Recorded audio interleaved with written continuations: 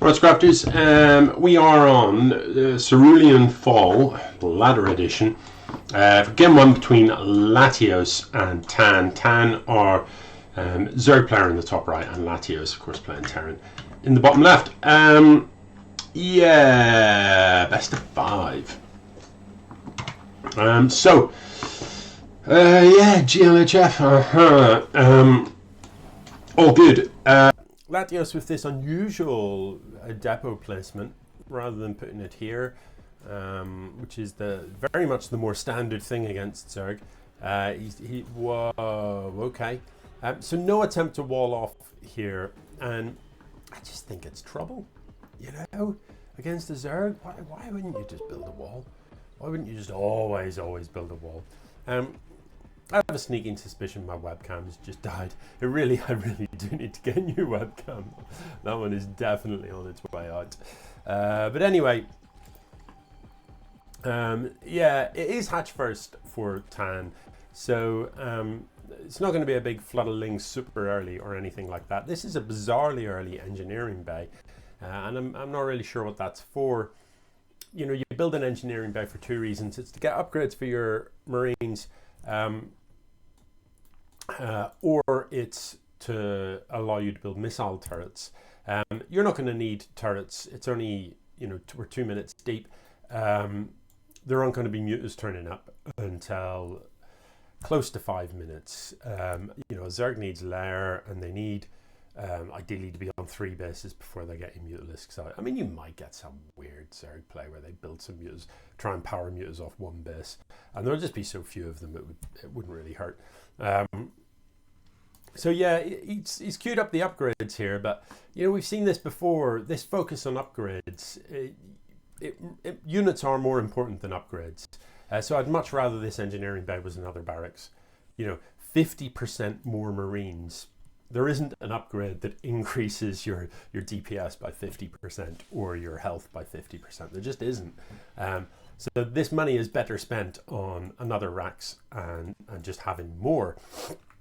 Anyway, it's going to be a move out from Latios. On the other side of the map, we've got standard wall off, although you normally only do this against another Zerg, but no harm in practicing it with the double Evo Roach Warren at the front door. What there is not a lot of is army. So Tahn is going to struggle to hold this here. The Marines coming in have already put quite a lot of hurt in this queen. I'm not sure why they're backing off. You know, one of the problems against Zerg is they can produce stuff so very quickly that the longer you hang around, the more opportunity you give them to build a bunch of stuff. There are 5 roaches in production, and you know, the 2 queens are going to go down, and that is good damage. Putting damage on these Evos just wasn't worthwhile. You haven't killed either of them, so you know, think of how much damage was done to these evolution chambers. Hundreds of damage has been done to those. Had that damage been done to workers, that's 10 dead workers, or had that damage been done to overlords, that's a massive supply block. You know, as it stands, it hasn't actually achieved anything really. So that little push certainly had potential, but Latios needed to move up past this position, not waste his time shooting these, because he wasn't reinforcing. That was never a committed push to try and kill. You know, if it's a more committed push and you're reinforcing, then by all means kill these. Or, you know, as an alternative, like focus one of these down and make sure you get it to cancel the upgrade. But, you know, tickling 2 buildings is not the result that anyone's looking for. So, let's have a look at the upgrades. 1-1, but no combat shield. You know, craziness. Combat shield increases the sort of hit points of a Marine by over 20%, whereas +1 armor doesn't. So, you know what I mean? So yeah, so definitely combat shield is a better upgrade than +1 armor. Much more important.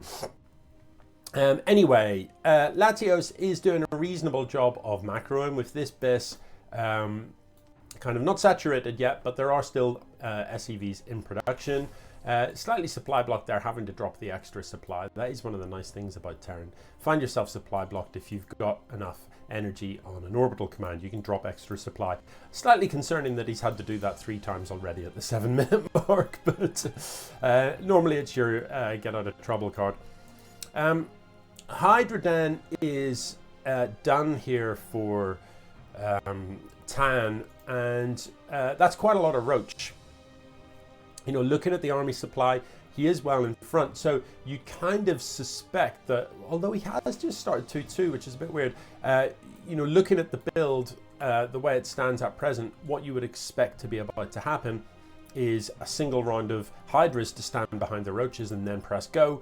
In which case, why would you be starting 2-2? But it's Latios that's going to have a poke in. This is not a ramp that you can come up. If he has any sense, he will go left here because you can kill this base for free. Do not fight on this ramp. That said, the roaches are all in each other's way. Tahn, instead of backing up, has decided to sort of funnel himself through his own choke point. And this is pretty ugly, but there's just so many roaches. You know, and the Marines, even with their +1 roaches, roaches are tough. You need substantially more Marine than roach. So a few Marauders in there would have been nice, would have added some extra punch to that, and you know, combat shield and stim really would have made a huge difference there. At this point in the game, at 8 minutes deep, to not have combat shield and stim is hard to forgive. If you're playing Marines, then play Marines. Marines are awesome units, don't get me wrong. I have nothing against Tahn staying on Marines the whole game long, but combat shield, stim and medevac support, because otherwise you might as well be attacking with SCVs. These guys are not what you want against roaches. They're great against lings, but they do not trade at all well against roaches. Bearing in mind that roaches are armored. So the way that armor works, of course, it reduces 1 from each shot it's sort of taken. It reduces damage from the shots taken, and given that the way that Marines fire a lot of low damage shots very, very quickly, armored stuff, you know, Marines don't fare that well against armored stuff until you've got ridiculous numbers, and you can hit the stim button and just focus it down anyway.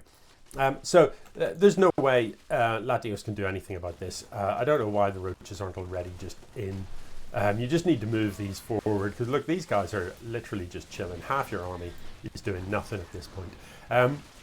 In production, there's Marines trying to creep by. It even goes so far as to slime the barracks. Don't know about sliming the upgrade, but you know, it doesn't matter. Look at this. 122 army supply to 5, and that 5 is about to very quickly vanish and become 1, and that 1 even is, I don't know where that is. But anyway, okay, so yeah, that game could have gone differently, I feel, had Latios in his early push, which I liked that a lot. You know, a handful of Marines, just get across the map earlier than your opponent's expecting, get some damage done, but just didn't get the damage done, unfortunately. Spent too long shooting at buildings and regrouping, which, you know, didn't serve purpose. There was no further reinforcements coming, so why pull back? If you're pulling back, you're going the whole way home. You're not getting anything by stepping back for a minute. All you're doing is allowing the Zerg time to build the defensive roaches. So, you know, had those Marines, because there was basically nothing there was a queen, had those Marines just walked on up that ramp through the choke, they take out the queen and then they start working on workers. And the trick then would be, when the defensive roaches do come out, knowing that you're not going to kill them, would just be to micro a little bit and focus on as many workers as you can kill. However, it's Tahn that goes 1-0 up.